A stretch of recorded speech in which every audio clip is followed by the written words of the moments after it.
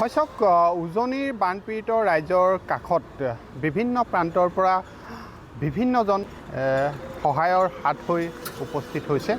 শদিয়াৰ পৰা ধুবুৰীলৈকে বিভিন্ন অনুষ্ঠান প্ৰতিষ্ঠান আৰু হৃদয়বান লোকসকল এইসকল বানাক্ৰান্তৰ কাষলৈ আহিছে। কোনোজনে যদি খাদ্য সামগ্ৰী দিছে, কোনোজনে কাপোৰ, কোনোজনে বাচন বৰ্তন আৰু কোনোৱে আকৌ বানপীড়িত ৰাইজৰ যিসমূহ পশুধন আছে সেই পশুধনসমূহলৈ কঢ়িয়াই নিছে ঘাঁহ। এইখিনি সময়ত আমি উপস্থিত আছোঁ ডিমৌৰ এটা মটৰ গেৰেজৰ সন্মুখত। মই দেখাইছোঁ চেতিয়া গেৰেজ, ডিমৌৰ নিতাই পথৰ দাঁতিতে থকা এইটো গেৰেজৰ যোগেদি এক বিশেষ পদক্ষেপ হাতত লোৱা হৈছে। বানপীড়িত ৰাইজৰ যিসমূহ সা সম্পত্তিৰ বিস্তৰ ক্ষতিসাধন হৈছে, ইয়াৰ ভিতৰত বহুজনৰ আপোন মটৰ গাড়ীসমূহ বানে উটুৱাই নিছে, কোনোখন গাড়ী পলসে পুতি পেলাইছে আৰু কোনোবোৰ এতিয়াও পানীৰ তলত বুৰ গৈ আছে নিজৰ ঘৰৰ গেৰেজতে। আমি এখন গাড়ী দেখাইছোঁ, এইখন গাড়ী এই চেতিয়া গেৰেজৰ যিসমূহ মটৰ মেকানিক আছে তেওঁলোকে লৈ আহিছে। গাড়ীখনৰ অৱস্থা চাওক। আৰু এনে বহুবোৰ গাড়ী বিশেষকৈ নাজিৰা, শিমলুগুৰি, লাকুৱা আদি অঞ্চলৰ পৰা গৈ এই চেতিয়া গেৰেজৰ যিগৰাকী স্বত্বাধিকাৰী তেখেতৰ নেতৃত্বত আচলতে এই গাড়ীসমূহ ভাল কৰি দিয়াৰ ক্ষেত্ৰত তেওঁলোকে এক বিশেষ পদক্ষেপ গ্ৰহণ কৰিছে। কিয়নো বানপানীৰ কবলত পৰাৰ ফলত এই গাড়ীবোৰৰ বিস্তৰ ক্ষতিসাধন হোৱাৰ লগতে ইঞ্জিন বিকল হৈ পৰিছে। আৰু তেনেবোৰ গাড়ী যদি আমি দেখাইছোঁ যে ইয়াতে এই গেৰেজটোৰ কাষতে এতিয়া বহুবোৰ গাড়ী ইয়াতে আনি তেওঁলোকে গোটাইছে। আৰু এই চেতিয়া গেৰেজৰ যিগৰাকী স্বত্বাধিকাৰী তেওঁ এই পদক্ষেপ গ্ৰহণ কৰিছে যে বানাক্ৰান্ত লোকসকলৰ যিসমূহ আপোন আৰু মৰমৰ গাড়ী আছে সেই গাড়ীবোৰ তেওঁ ঠিক ঠাক কৰি দিব। এনেদৰে আমি এতিয়া দেখাইছোঁ ইয়াতে বহুকেইখন গাড়ী তেওঁলোকে সেই বানাক্ৰান্ত অঞ্চলসমূহৰ পৰা লৈ আহিছে।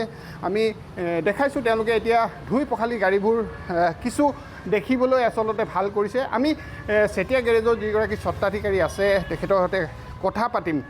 আপোনাৰ ওচৰলৈ আহিছোঁ। পদক্ষেপ গ্ৰহণ কৰিছে যে বানাক্ৰান্ত অঞ্চলসমূহৰ যিসমূহ গাড়ী ইঞ্জিন বিকল হৈ গৈছে, আপোনালোকে ইয়ালৈ লৈ আহিছে। কোন ঠাইৰ পৰা গাড়ীবোৰ আনিছে? আমি এতিয়া আনি আছোঁ সোণাৰী, নাজিৰা, তাৰপৰা শিমলুগুৰি, তাৰপৰা লিগিপুখুৰীৰ পৰা আনিছে, আমগুৰিৰ পৰা আনিছে, লাপুৱাৰ পৰা আনিছে, তেনে বহুত ঠাইৰ পৰা আমাৰ গাড়ীবোৰ আনিছে ইয়ালৈ।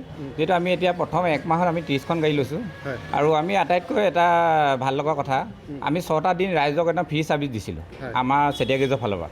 আমি কেম্প কৰিছিলোঁ, নাজিৰাত কৰিলোঁ, শিমলুগুৰিত কৰিলোঁ, আমি নাজিৰাত 3টা দিন কৰিলোঁ, তাৰপৰা সোণাৰীত কৰিলোঁ, আমি বহুত এনেকৈ বেতবাৰীতো কৰিলোঁগৈ। তাৰপৰা ৰাইজে আমাৰ যিখিনি মৰম পালে আৰু যিখিনি আমাৰ ওপৰত বিশ্বাস পালে, সেইবাবে তেওঁলোকে আমাৰ ইমান দূৰৰ পৰা গাড়ীবোৰ টানি লৈ আহিছে, তেওঁলোকৰ নিজৰ পইচা খৰচ কৰি টানি আনিছে। সেইবাবে আমি এতিয়া গোটেই গাড়ীখিনি ইয়াত গোটাই লৈছোঁ। আৰু প্ৰথম আমি ৱাছ কৰি ল'ম গাড়ীখিনি। ৱাছ কৰাৰ পাছত আমি ইঞ্জিনৰ যিখিনি কাম আছে কৰিবলগীয়া, ইলেক্ট্ৰনিক ছিষ্টেমখিনি বহুত বেয়া হৈছে, আমি সেইখিনি যিমান পাৰোঁ আমাৰ ডিলাৰ যিটো 4 ভাগৰ 1 অংশত আমি গাড়ীখিনি ঠিক কৰি দিবলৈ বিচাৰিছোঁ।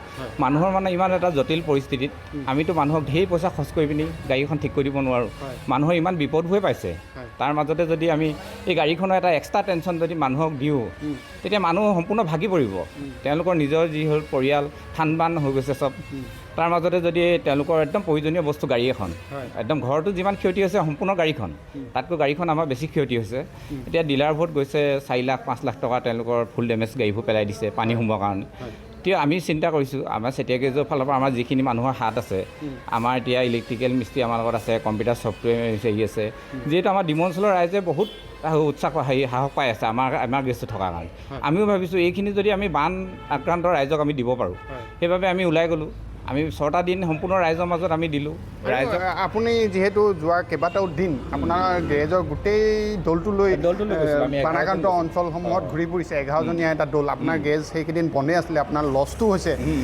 আৰু এইখিনিতে আপোনালোকে যি পৰিস্থিতি তাতে দেখিলে কেনে লাগিছিলে মনত? কেনে লাগিছে মানে আমি যেতিয়া গাড়ীখিনি দেখিলোঁ চকু পানী ওলাই গৈছে। 2খনমান গাড়ী সম্পূৰ্ণ পলসে পুতি পেলাইছে। আমাক দেখুৱাইছে, আমি ভিতৰখন খুলি চাইছোঁ, এতিয়াও দেখিব সেই আৰ্টিকা এখন সোমাই আছে। বেয়া লাগিছে, গাড়ীখন ভিতৰত থৈ দিছোঁ, আমি ধুনীয়াকৈ থৈ দিছোঁ, কিন্তু এতিয়াও গাড়ীখনৰ এআঁঠলৈকে বোকা সোমাই আছে ভিতৰত। আৰু সেইখন গাড়ী এতিয়া ভেলুটো হৈছে 12-15 লাখ টকা। 12-15 লাখ টকা গাড়ীখনত যদি এনেকুৱা এটা পৰিস্থিতি দেখিবলৈ হয় ৰাইজে, যিহেতু ঘৰখন পাইছেই, ঘৰৰ পৰিয়াল পাইছেই, তাৰ মাজত যদি গাড়ীখন তেওঁলোকে চকুৱে দেখি আছে, কিমান এটা বেয়া লগা দৃশ্য। সেই এটা কথা মই আপোনাৰ পৰা জানিব বিচাৰিম, এতিয়াও বহু গাড়ী পানীৰ তলতে আছে, সেইসমূহ গাড়ী ইঞ্জিনবোৰ প্ৰায় বিকল হৈ গৈছে, ঘপককৈ যদি ষ্টাৰ্ট কৰিবলৈ লয় আৰু বিকল হৈ যাব পাৰে, তেওঁলোকক উদ্দেশ্যে আপুনি কি ক'ব? মই এটা কথাই কওঁ, তেওঁলোকে কেতিয়াও যি হ'ল বেটেৰীটো লাগি আছিলে আৰু চাৰ্জ লাহে লাহে নাইকিয়া হৈ গ'ল, সেই বেটেৰীটোৱে ক্ষতি নাই কৰা এতিয়ালৈকে। এতিয়া নতুনকৈ যদি আমি চাৰ্জ থকা বেটেৰী এটা লগাই দিওঁ, 12 ভল্টৰ যদি আমি বেটেৰী এটা লগাই দিওঁ, এতিয়া ক্ষতি কৰিছে। কিন্তু বহুতক এতিয়া মোক ফোন কৰিছে, এতিয়া আমি নতুনকৈ বেটেৰী লগাই চেল্ফ মাৰিবলৈ লৈছোঁ, গাড়ীখন ধোঁৱা ওলাইছে, গাড়ীখনৰ ভিতৰৰ পৰা আমাৰ যিকোনো ছিগনেল চিঞৰি দিছে আৰু ষ্টাৰ্ট হোৱা নাই, সেইটো হ'বই, এইটো 100% হ'ব। কিন্তু পানীত বহুত শ্বৰ্ট চাৰ্কিট হয়, পানীটোৰ সেইকাৰণে শ্বৰ্ট চাৰ্কিট হোৱাৰ বাবে আপোনালোকে পটকনে এই বেটেৰী লগাই ষ্টাৰ্ট কৰি নিদিব গাড়ীখন, আৰু যিমান পাৰে এজন ভাল টেকনিচিয়ানত তেওঁলোকে দেখুৱাই ল'ব। আৰু আমি আছোঁ, আপোনালোকৰ সহায়ৰ কাৰণে আছোঁ। আমি যিমান পাৰোঁ ফোনতো বহুত মানুহক আমি ষ্টাৰ্ট কৰি দিছোঁ, চলিউশ্যন কৰি দিছোঁ আমি কেনেকৈ কৰিব লাগে। তেওঁলোকক যদি ডিলাৰলৈ নিব লাগে নে সেই গাড়ীখন আপোনালোকৰ ইলেক্ট্ৰিকেল মিস্ত্ৰীক দেখুৱাব লাগে নে মেকানিকেলক দেখুৱাব লাগে, আমি ফোনতে আমি কৈ দিছোঁ, বহুত মানুহক সহায় কৰিছোঁ। ধন্যবাদ জনাইছোঁ। আৰু এয়াই আমি কৈছোঁ যে বানপীড়িতসকলৰ কাষত থিয় হৈ বিভিন্নজন ব্যক্তিয়ে বিভিন্ন ধৰণে সহায় সহযোগিতা আগবঢ়াইছে।